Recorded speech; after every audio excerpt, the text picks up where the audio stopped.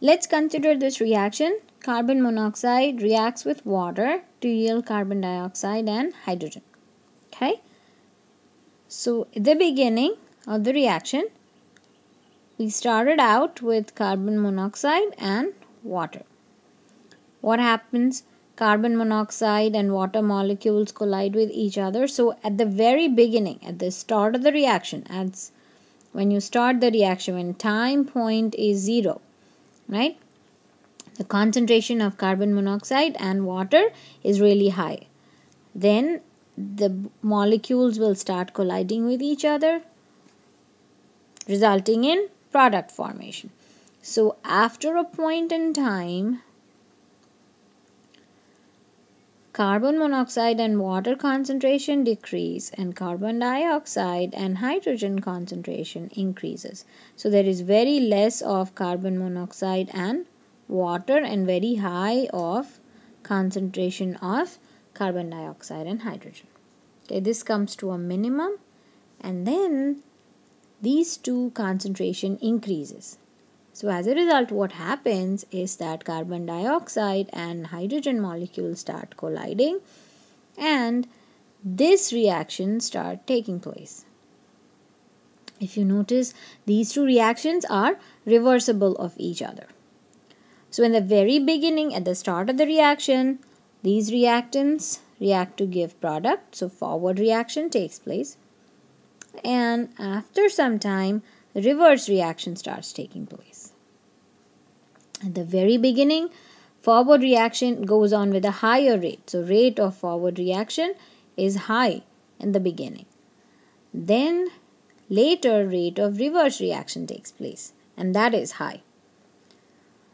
So after the reverse reaction started, after some time, concentration of carbon dioxide and hydrogen decreases because now reverse reaction has been taking place.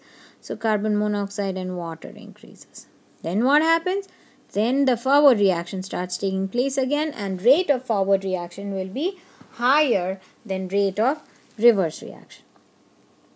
Okay, so this goes back and forth, forward, reverse, forward, reverse, forward, reverse, like that.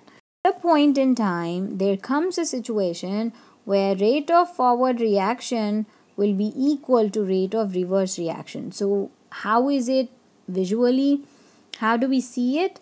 Forward reaction is happening. So carbon monoxide is reacting with water to yield carbon dioxide and H2,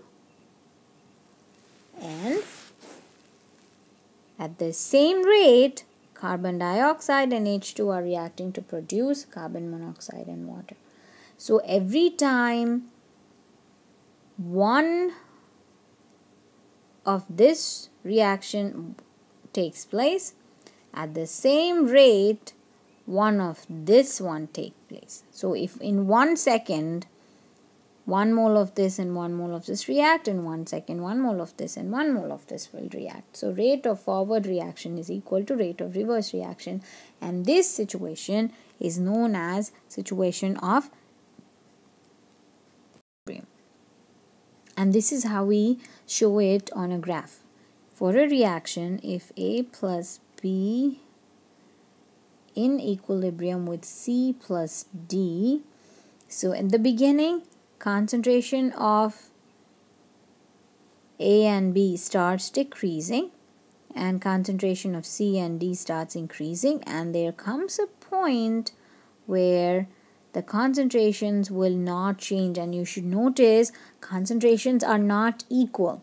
Concentration of C and D is something and concentration of A and B is something else, but they are steady and they keep on being steady until you change some condition. So equilibrium stays, chemical equilibrium stays indefinitely once it's established till changes in condition come across. So until you change some condition, pressure, temperature, concentration or something, equilibrium is always persisting.